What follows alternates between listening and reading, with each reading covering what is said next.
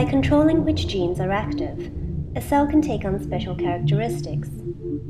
Muscle cells and neurons have the same DNA but perform different functions because they use different sets of genes. A key challenge in genetics research is to understand how transcription factors find the correct DNA sequences to control genes.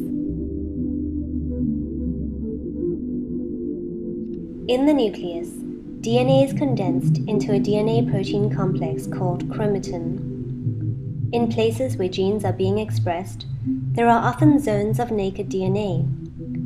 We will now explore ways that transcription factors interact with these zones. Even among scientists, a common misperception is that transcription factors fall from the sky onto the DNA and test one spot at a time. Such a process is too inefficient.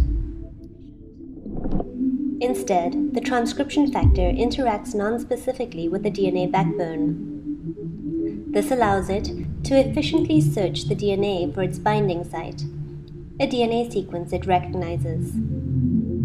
The transcription factor slides along until it encounters its binding site.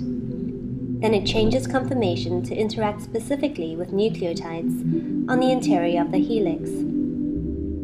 Now the transcription factor can stay and interact with other proteins for transcription.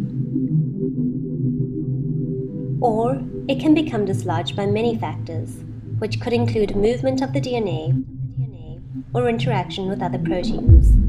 Studies have suggested that transcription factors sometimes move from one part of the DNA to another. Short hops might allow them to bypass other proteins or to hop over compacted sections of DNA. When the transcription factor lands on another segment of DNA, short hops become big jumps.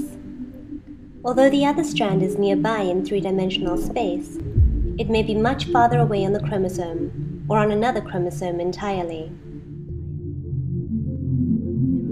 There are 1,500 different types of transcription factors in human cells.